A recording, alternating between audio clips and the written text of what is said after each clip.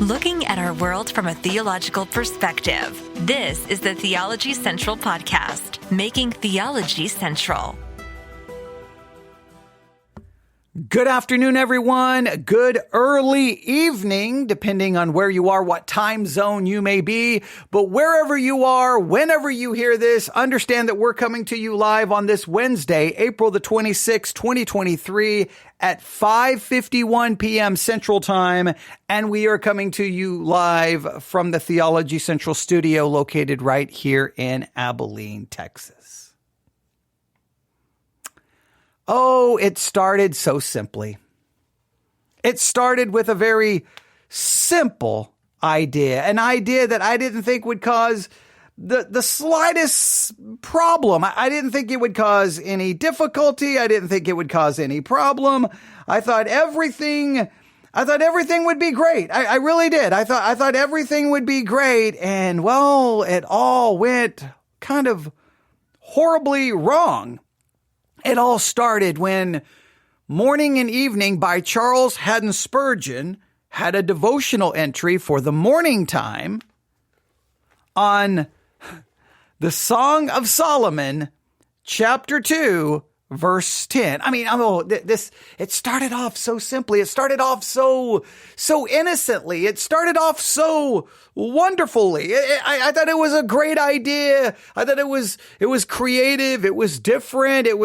It's so simple. Charles Haddon Spurgeon, morning and evening devotional. The morning devotional is on the Song of Solomon, chapter 2, verse 10, where we read these words, "My beloved spake and said unto me, Rise up, my love, my fair one, and come away." And then we listened to the audio version of Morning and Evening by Charles Haddon Spurgeon. And we realized quickly that Charles Haddon Spurgeon interpreted the Song of Solomon, chapter 2, verse 10, in a very metaphorical and allegorical way. For example, he understood my beloved, the beloved would represent Christ, would represent God. My beloved spake and said unto me, Rise up, my love. My love is then is us, the individual believer. Spurgeon, I don't think really necessarily identified my beloved as the church, much more so as the individual believer. So my beloved is Christ and said unto me, Rise up, my love, my fair one. That's the individual believer. And Jesus says, come away with me, rise up and come away with me. And that means rise up and come away from worldliness, rise up and come away with me, away from placing your affections on things below, but set your affections on me. And Jesus is calling us to turn to him and a loving, passionate relationship. That's almost, and I'm doing a little bit of paraphrasing there, but that's almost how Charles Haddon Spurgeon approached the text. So I thought innocently enough, I would be like, okay, guys, today's focus is how do you interpret the Song of Solomon? Do we look at it from a metaphorical, allegorical way, or do we look at it in a more literal way? Here's what I want you to do today. And I think I gave like maybe 1 or 2 assignments. There was something simple like today, go through the entire Song of Solomon, verse by verse, go through the Song of Solomon, verse by verse, look at it from a metaphorical way. Like say, okay, the metaphorical, allegorical way is the right way.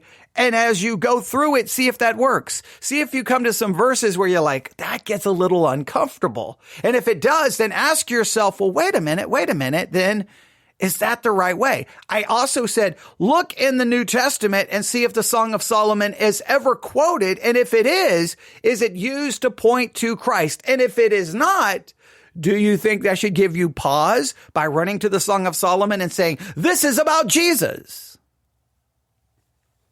I thought they were just kind of reasonable questions, giving everyone something to focus on.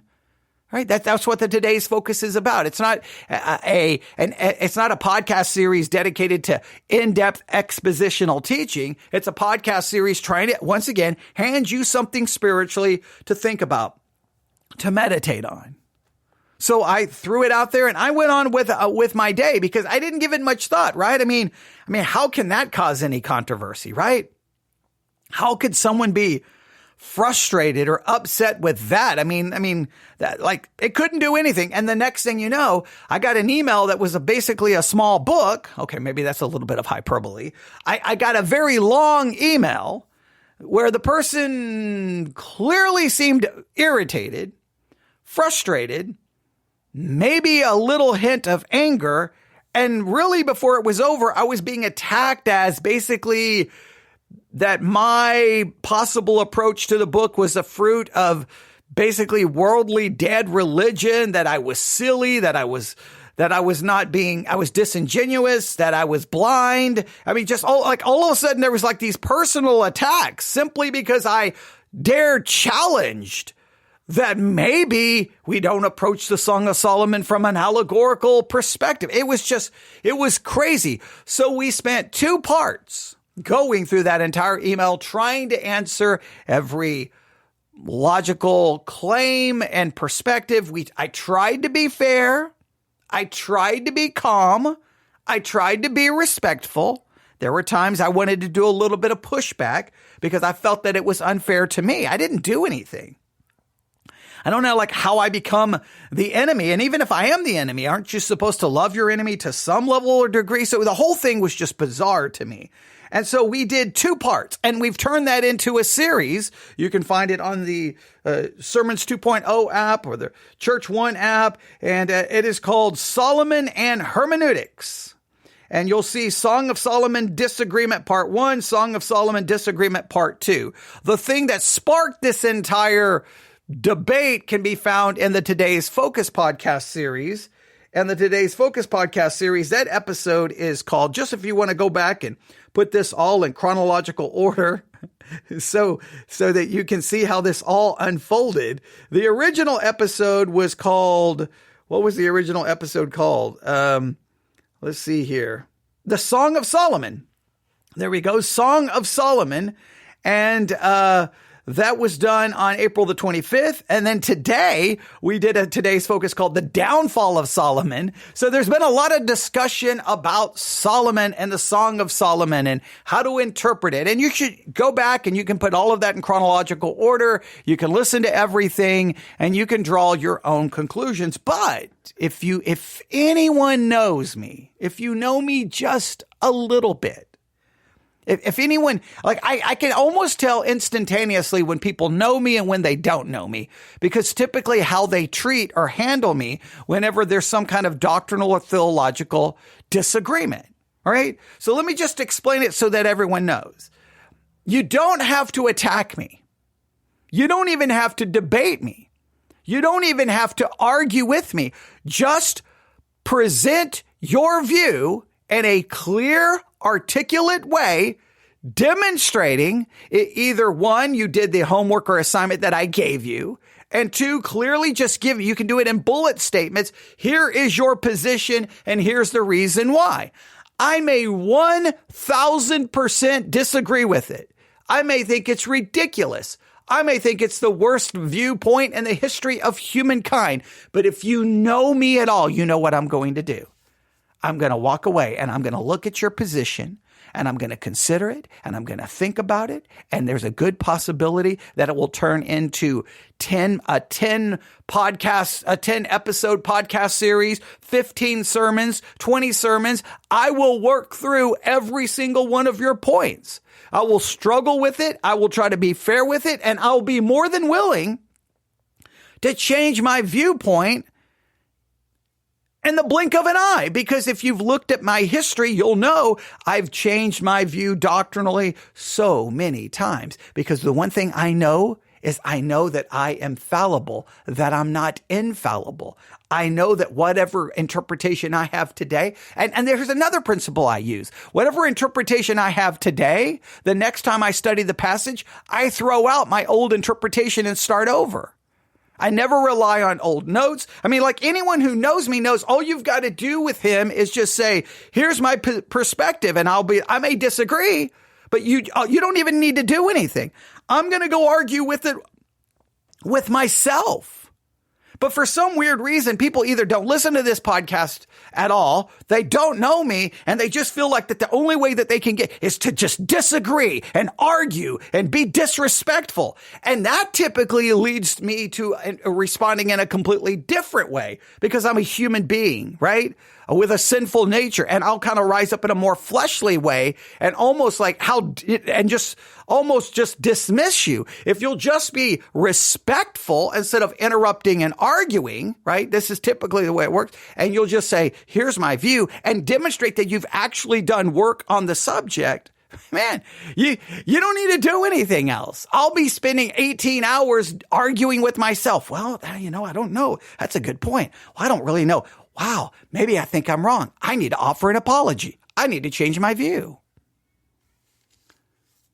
So that's all people have to do. It's really quite, I think it's a very eloquent system, right? Because all you have to do is just present your view logically.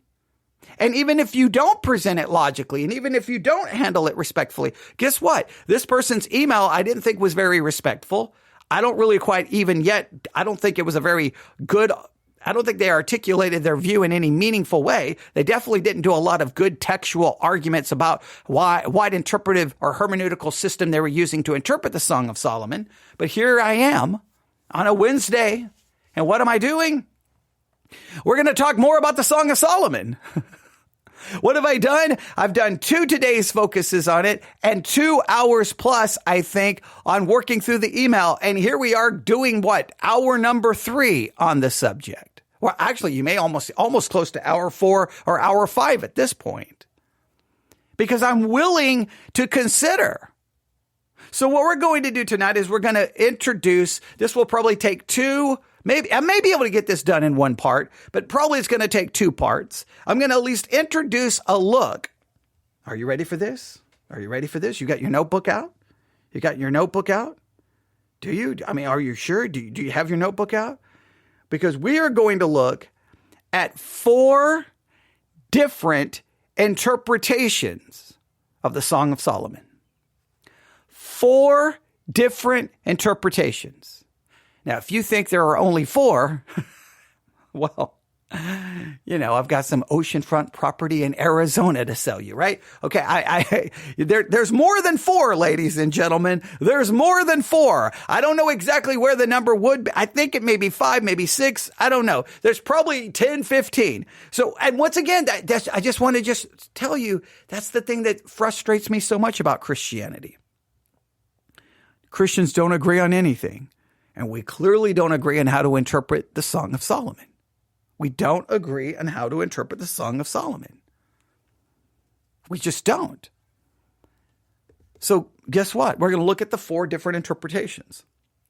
As we look at the 4 different interpretations, we'll consider at least 1 article trying to explain these 4 interpretations. We may do our own work on all 4.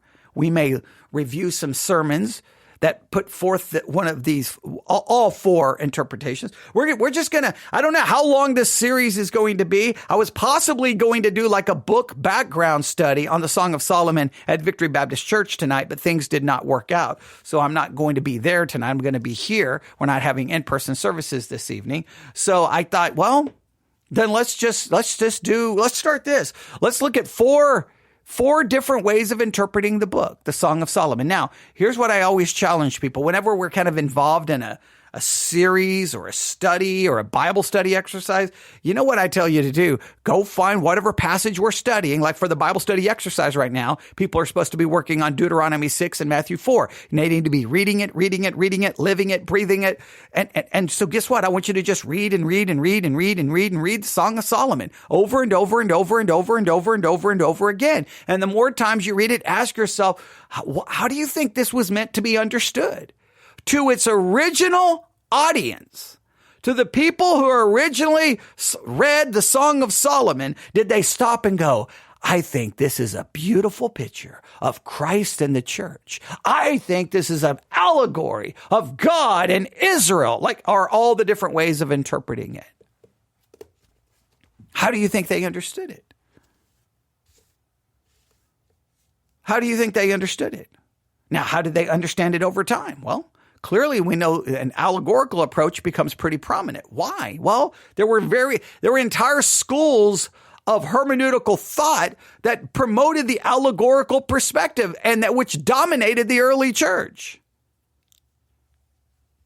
But let's dig into this. Are you ready? Here we go. The 4 different interpretations of the Song of Songs or the Song of Solomon. And for some of my titles, I want to use Song of Songs, but I don't know if everyone is familiar with that phrase. I think most people are familiar with Song of Solomon. I don't know. Are you more familiar with Song of Songs or Song of Solomon? That would be a good question to ask people, right? I would. That would be like a poll question I would ask people tonight, but okay. You can email me. Are you familiar with the phrase, the title Song of Songs, or are you more familiar with Song of Solomon? If you saw Song of Songs, would you immediately know what's being referenced?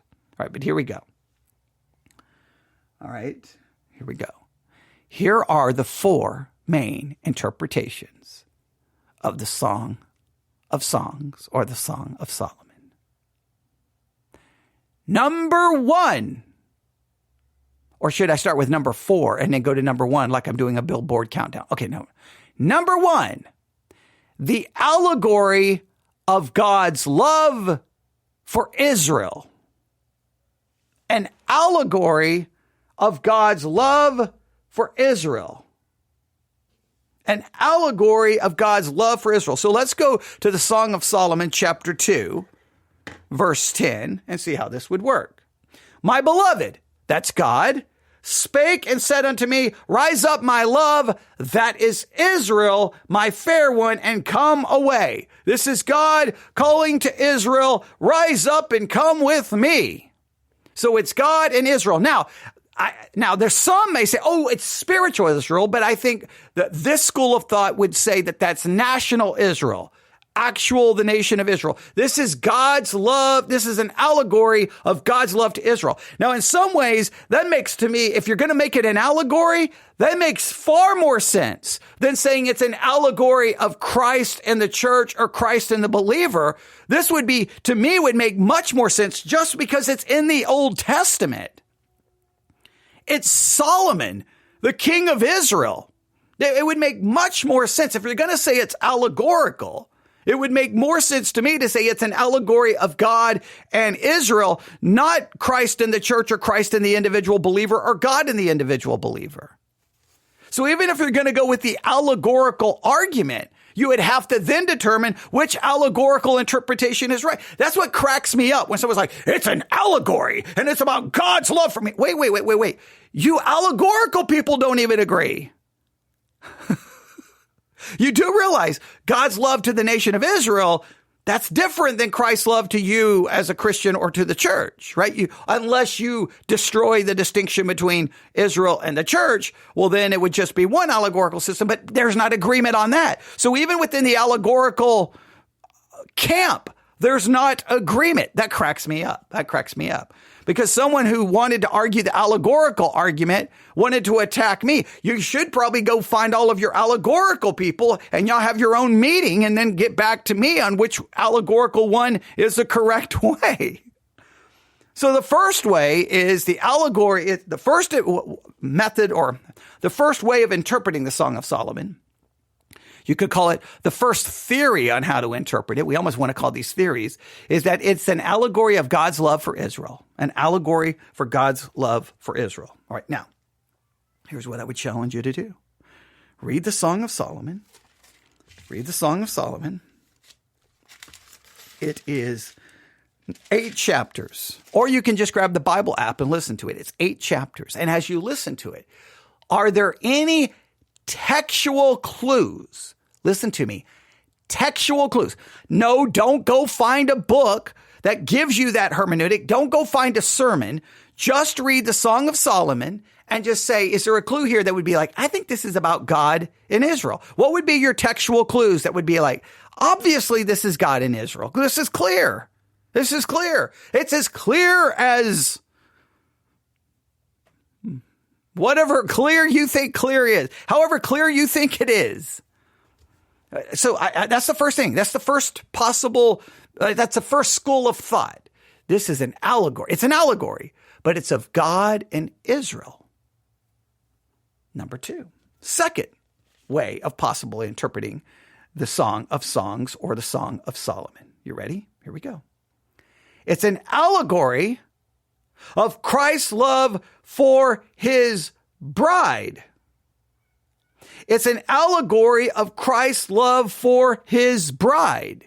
Now, this typically would mean that this is then an allegory of Christ and his love for the church at large. In general, it's an allegory of Christ's love for the church. Now, please note, they separate that from Christ's love for Israel because that's making a distinction between Israel and the church. So, hey, this is not about Israel. No. Even though Solomon writes it, even though it's in the Old Testament, this is mysteriously, this is a detailed, how many chapters? 8 chapters? Don't want to say it incorrectly, 8-chapter allegory of Christ and the church, just found in the middle of the Old Testament. 8 chapters in the middle of the Old Testament showing you Christ's love for the church. Now, but is the church a mystery?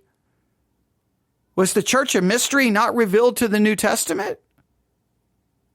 Or wasn't? I don't know. I mean, just asking interpretive questions. That's what I do.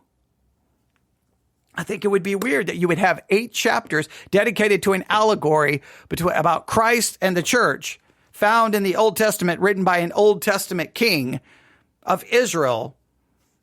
I don't know. I don't put it this way. I don't know if anyone would have read it that way until much. Here, what's the date of the writing of the Song of Solomon? When was it written? And about what, at what point would someone would have said, wait a minute, guys, wait, we figured it out. After all of this time, we have figured it out. Really, it's an allegory of Christ and the church. Just interpretive. These are just basic hermeneutical type of questions one should ask. So, the first possible way of interpreting the book is that it's an allegory of God and Israel. That one, if I'm going to go with the allegorical approach, that makes far more sense considering who it's written by. And well, you can look up the date when it was written. I mean, obviously, if it's written by Solomon, Solomon has to be alive, right? Unless it just has his name, but he didn't write it. But if he wrote it, you can just determine when did Solomon live, and it would be somewhere during his lifetime, right? Oh, see, I'm helping you out. So if you figure out the when and the who and to whom, you may be getting some clues. So if it's going to be an allegory, God and Israel makes more sense than Christ and the church. Just makes no sense that in the middle of the Old Testament, we get an 8-chapter allegory of Christ and the church, unless you're going to replace Israel with the church. Okay, but you get the idea. Here's number 3. Now, so if we go with Christ and the church, let's go back to Song of Solomon, chapter 2, verse 10. How would we interpret it? My beloved, that's Christ, said unto me, rise up, my love. That's the end. That's the church. The me here is the church. Rise up, my church, and come away. This is God. This is Christ calling the church to rise up from their worldliness, from their spiritual slumber, and to set their focus on Christ. That this is a call to the church at large. The church at large. All right. Now, here's interpretation number 3. You ready? Here's interpretation number 3. An extended type of the Christ church marriage illustration. This is an extended type of the Christ church marriage illustration. Now, I don't even know if I understand this one, but I guess the idea is, and this would be weird. Okay. All right. Okay. If you have your Bible, if you go to Ephesians,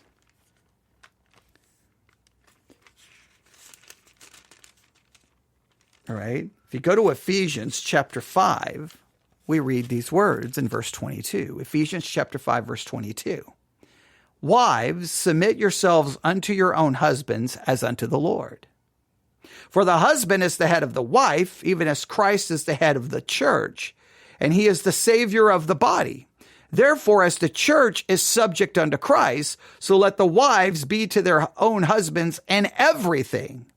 Husbands, love your wives, even as Christ also loved the church and gave himself for it, that he might sanctify and cleanse it with the washing of water by the word, that he might present it to himself a glorious church, not having spot or wrinkle. So this interpretation would say that this is an extended, I'm going to use their exact words, because I've never heard of this one, an extended type of the Christ church marriage illustration. So in a roundabout way, the first Christ church marriage illustration is, and I think it's the wrong way. I think you've got to word this correctly, because if this is an extended illustration of the Christ marriage illustration, this is an extended one, it would be really the original one. I would have to be, this is the original Christ church marriage illustration. This is the original one. And then Paul extends it, right? Because this can't be the extension of that which hasn't happened yet, right? You can't extend what hasn't been said yet. What Paul says is not going to happen for a very long time. So this can't be an extension of that illustration, because it would be the original illustration. So this would be the original illustration of the Christ church marriage illustration. This would be the original. And then Paul extends it or explains it or clarifies it in Ephesians. So when you go through this, you would be seeing it illustrated of how Christ and the church are married in a romantic, passionate, spiritual love that is being illustrated in the language that is being used. It's the marriage relationship between Christ and the church, described in the way the Song of Solomon describes it. Now, I think that's just going to get really, really, really odd. But by all means, try it. Read it that way. So let me go back again. What I want you to do, I want you to read the Song of Solomon, all 8 chapters, over and over and over. And I want you to look for any textual clues that would say, oh, this is God in Israel. What are the textual clues? Just write them down. Textual clues that this is God in Israel. Make a chart. Here's all the verses that I think that give me a clue I should interpret that way. Secondly, read the Song of Solomon, all 8 chapters, and then write down all the verses that this is Christ and his bride. This is Christ and the church. And then number 3 would be, this is the original Christ church marriage illustration. Write down all the verses that would seem to indicate that. I have a hard time with that, because to me, the second and the third are the same there. The second and the third are the same, but they're trying to draw some kind of distinction between those two. And I think it's maybe a distinction without any real distinction. That one is just weird. All right. That's just weird. All right. Let's go with a 4th one. The view that exalts love as the most powerful and desirable human emotion. That the purpose of this book, the 4th way to interpret it, is it's just showing how powerful and desirable love is when it comes to human emotions. It's really a love letter showing how powerful and desirable human love is. That's the way they describe it. Well, we'll read a little bit more how they articulate these. Now, I could add more interpretations. Because I don't think that covers it. But I labeled this 4 interpretations, so I'm not going to offer any more. I may have to do a podcast called Additional Interpretations, but these are the 4 that are given, at least in one source. All right. If you look up any books on this, you can just do a search for how to interpret, or the different interpretations of the Song of Solomon. You're probably going to get a lot more. I want to give you more right now. I want to, but I'm not. I'm just going to leave it with 4. I'm going to smack myself and stop myself from doing this. All right. I'm going to stop myself from doing this. Are you ready? Let's see how they explain this. But what I want you to do is go through each one of those those type of interpretations. Read the book yourself. Don't look at commentaries and go, okay, is there any textual clue that this is an allegory of God's love for Israel? Number 2, is there any textual clues that this is an allegory of Christ's love for the church? Number 3, is there any textual clues that this is the original Christ church marriage illustration? This is the original, and Paul's going to extend it in Ephesians. And then number 4, do you read it and say, does this simply exalt love as the most powerful and desirable of human emotions? What textual clues would say that that's what this is showing? Human love, the power of it, the desirability of it. And then just read the book over each time and just come up with the verses that you think. You don't need anybody else. Look, I don't care if someone says, you're wrong and you're not even saved. Well, you can make all the threats and attack me any way you want in an email. I don't really care because the text determines it. It's not your yelling and screaming. It's the text has to determine it. And I think if you look for textual clues, I think some of these hermeneutical options are going to just fade away. I think just any reasonable person is going to be like, what are you talking about? Like some of that, don't you see it? That's Christ. Don't you see it? That's the church. And I think I think any reasonable person look at them going, no, that's you with a vivid imagination. And if you take your imagination and really read what these verses are saying, your illustration just got really uncomfortable. But hey, what do I know? Now let's see how they handle some of this. All right. Are you ready? Here we go. The first view, the allegory of God's love for Israel, appears to be what the Jewish rabbis taught the Jews. This view allegorizes the passage in Song of Songs and applies it to the Jewish people. For example, Song of Songs, chapter 1, verse 5. I am black, but lovely, O daughters of Jerusalem. The Jewish rabbis taught that Israel was black with sin because they made the golden calf at Sinai. However, Israel was made attractive by receiving and obeying the 10 commandments. Another example is taken from Song of Songs, chapter 1, verse 13. My beloved is to me a pouch of myrrh, which lies all night between my breast. The rabbis interpret this as the Shekinah glory in the tabernacle is between the 2 cherubim that stood over the Ark of the Covenant. This view tries to spiritualize the text when the text is not actually saying what the interpreter believes it is saying. The problem with allegory is that the interpreter can make the text say virtually anything they want. There needs to be some form of validation in the interpretation for this view to work. Like you can make it say anything. Now I'm going to go back through some of that again here in just a second.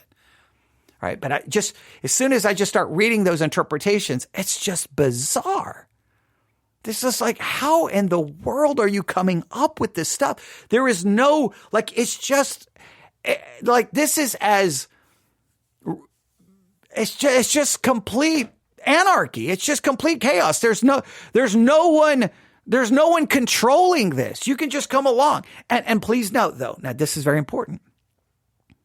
If you say, oh no, the Jews were right, this is all allegory, then are the Jews wrong if they allegorize,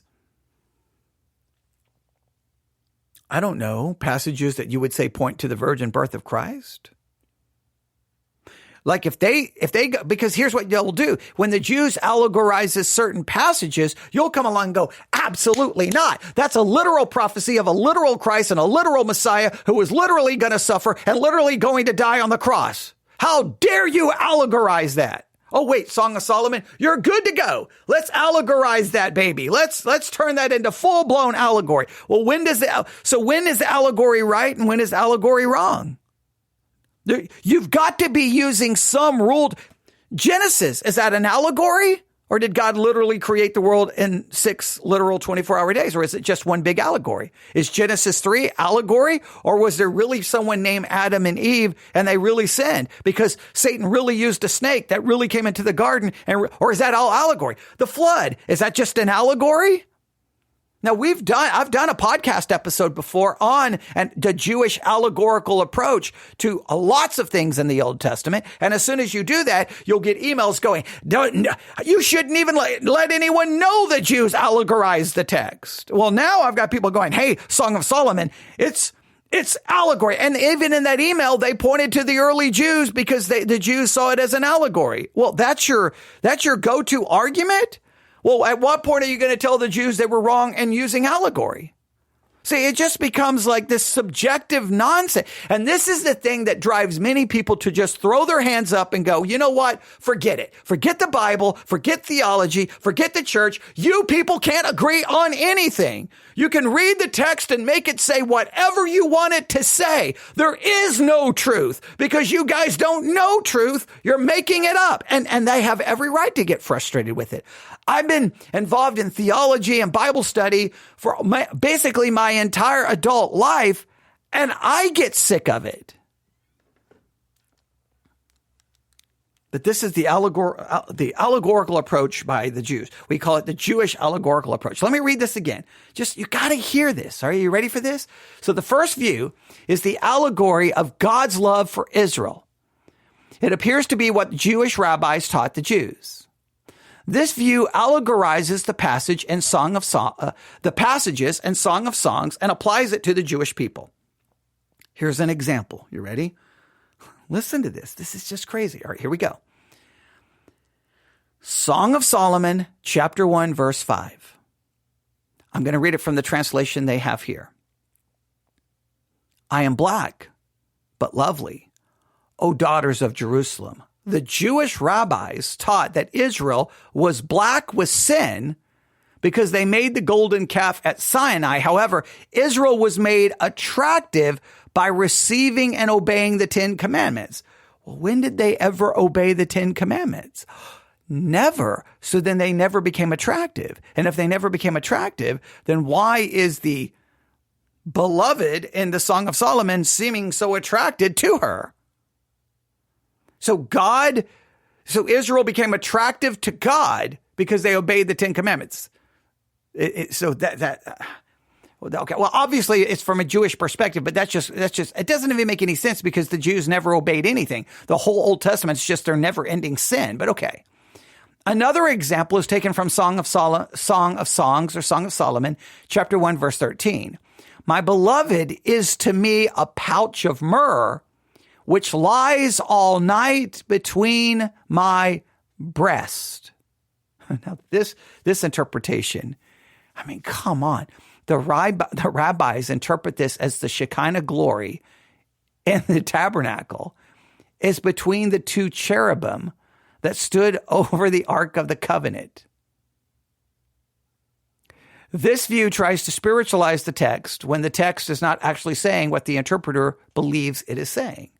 The problem with allegory is that the interpreter can make the text say virtually anything they want. There needs to be some form of validation in the interpretation for this view to work. In other words, you've got something you want it to say, you make it say it, you give yourself some validation, and then you think you're right. And then you attack anyone who doesn't see your allegory. If I don't see your allegory, again, just like the email I got, I'm blind. I have a dead faith. I'm worldly. I'm fleshly. I'm silly. I'm disingenuous. I don't, all the things that I supposedly, or maybe I just don't have the imagination you have when it comes to the Bible.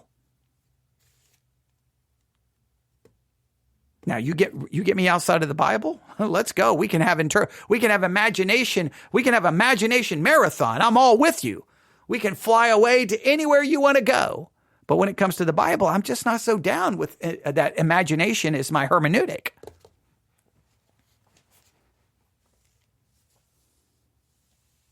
That's just, is that not a crazy interpretation? All right. Second, Remember, the second interpretation is the allegory of Christ's love for his bride, right? This view follows a similar pattern and encounters similar problems. This view takes Song of Solomon, chapter 1, verses 5 through 6, as meaning the church is ugly and unattractive because of sin. However, the church is now spiritually lovely because she has been converted. The flowers have already appeared in the land.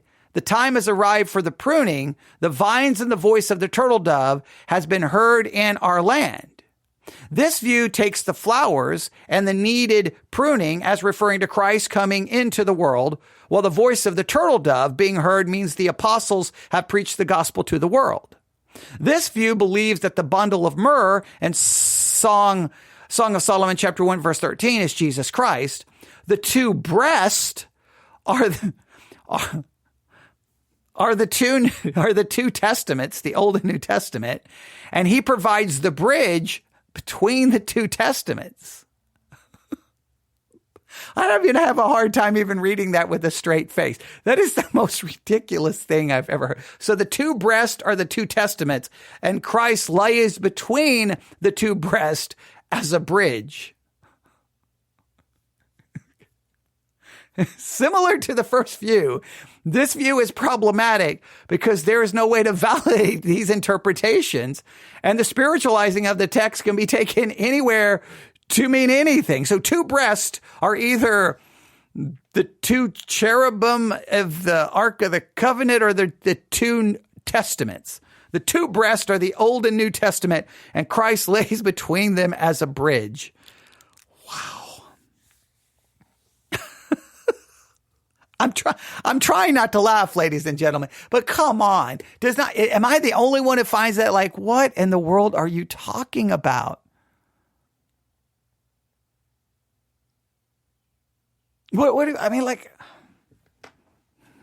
Okay, let's go to the third one.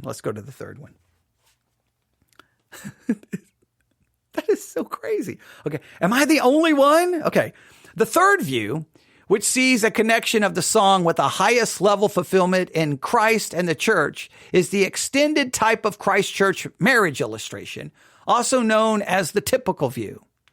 This view envisions Solomon as typifying Christ and the woman as the church, therefore picturing Christ as the bridegroom and his love for his bride, the church. This view is similar to the allegorical models discussed above, but it differs by interpreting Solomon as literal historical person. Also, the view does not seek a mystical meaning for every detail as the allegorical approach does.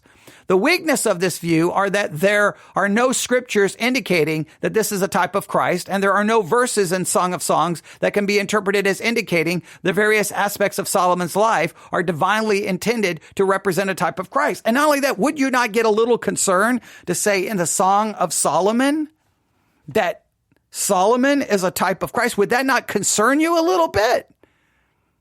Because which woman is he pursuing?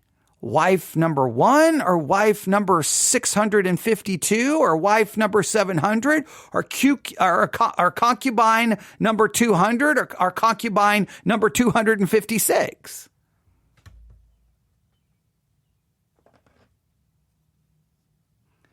Oh, that's true. Someone said, yeah, we should probably come up with our own, like as many, I think what we should do is we should say, you're right. The allegorical, and I know this is very sarcastic and I'm not going to do this, but I almost want to turn on the microphone and go, and I know this would be not disingenuous. This would be silly. This would not be fair, but I almost want to turn on the microphone and go, ladies and gentlemen, after much thought and study, I have concluded that the Song of Solomon should be interpreted as an allegory. I will now spend the next hour going verse by verse and giving you the correct allegorical interpretation. And then I just make up stuff. I just go absolutely ridiculous. I just go absolute. This is an allegory of this, and this is an allegory, and just go and then people would get all mad. They would get all offended. They would get all ticked off and go, "How dare you? That's not what that is a picture of." But according to who makes the rules? If two breasts can be the Old and New Testament, or if the two breasts can be cherubim, if whatever's laying between the two breasts can literally be Jesus as a bridge, then for crying out loud, I can literally say anything.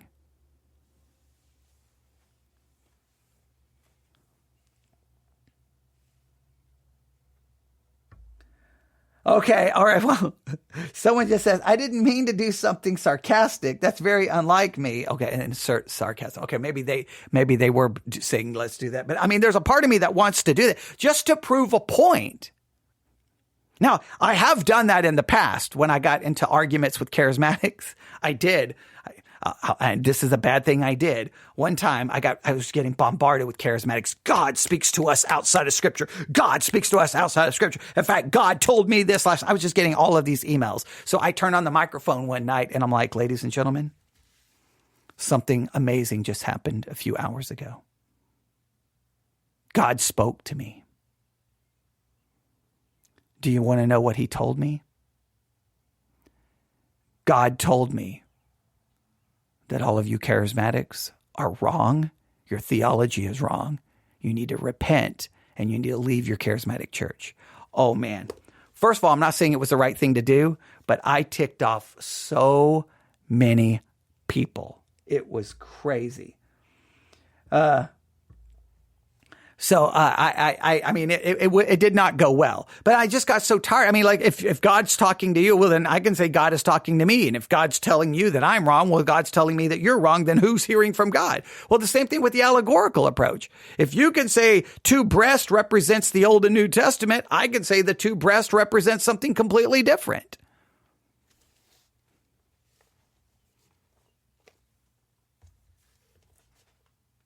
All right, let's go to the next one. All right. Okay, we looked at that one. Now, the last view, which sees the Song of Songs as exalting love, is also called the literal model. This view exalts love as the highest and purest human emotion, as well as exalting marriage as a created institution. It warns the couple to maintain the sanctity of the marriage and maintain a vow against premarital sex. This view is the only objective mode of interpretation and seeks to keep the normal literal meaning of the words. This model provides a structure and unity to the book that others do not by looking at the major sections. Courtship, chapter 1, verse 2 to chapter 3, verse 5. Wedding, chapter 3, verse 6 to chapter 5, verse 1. The ongoing or maturing marriage, chapter 5, verse 2 to chapter 8, verse 4. And concludes with the nature of love, chapter 8, 5 through 7. And how the love of the couple began, chapter 8, 8 through 14. Using the literal method, we can see that beyond the symbolism, the maiden tells her love that she has reserved the fruits of love exclusively for him. Now, I do believe the literal model is the only thing that works. Now, we could debate in exactly how we understand it literally, right?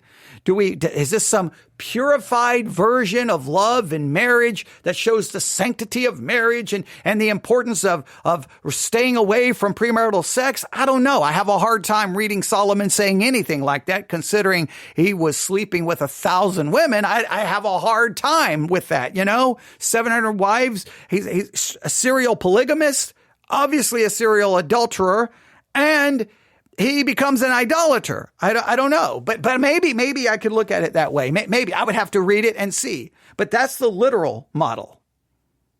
That's the literal model. Now they give an outline of the book there. You may want to write down their suggested outline. And as you read the book, you can see if you agree with this. Here we go. All right. Here's the major sections. They say chapter 1, verse 2, chapter 1, verse 2 to chapter 3, verse 5 is courtship. Chapter 3, verses 6 through chapter 5, verse 1 is the wedding. Chapter 5, verse 2 to chapter 8, verse 4 is the ongoing or maturing marriage. And chapter 8, 5 through 7 is the nature of love. And then chapter 8, verses 8 through 14 is the love of the couple, how the love of the couple began. It says, examining evidence, I hold the literal view as the best model to interpret Song of Songs. While many Bible teachers use allegory to depict God's relationship to Israel or Christ's relationship to the church, Song of Songs gives zero indication that this is the case, and it should be viewed as extolling human love and marriage. This view seems to be the most in line with God's view on the beauty, wholesomeness, and purity of marriage, and stands in contrast to the world's views on sex. Solomon is hardly a role model for the faithfulness of marriage, and the maiden was just another number in his long list of lovers. Chapter 6, verse 8. Now see, hang on. Song of Solomon, chapter 6, verse 8.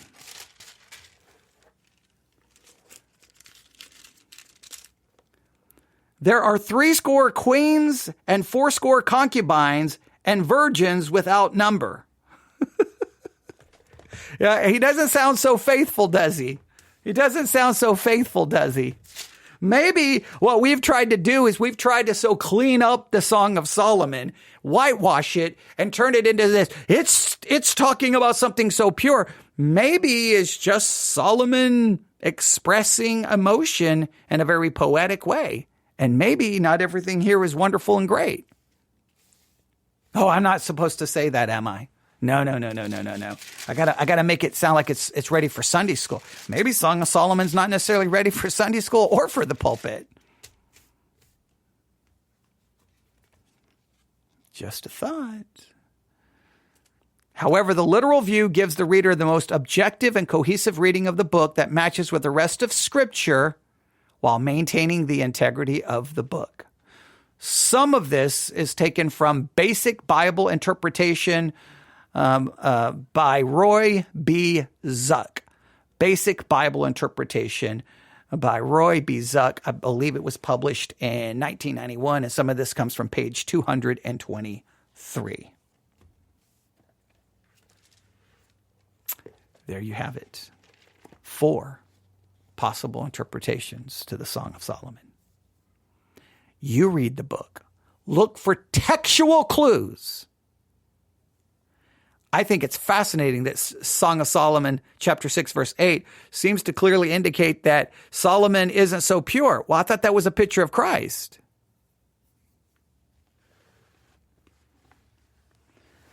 I don't know. You work on it tonight.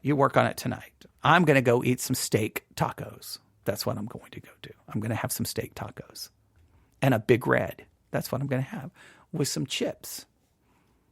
Yeah, that's what I'm going to do. Because right now my head hurts. But at some point, I will try tonight to listen to the Song of Solomon, and I'm going to start maybe reading it and listening to it, maybe just over and over and over until we've kind of finished this series.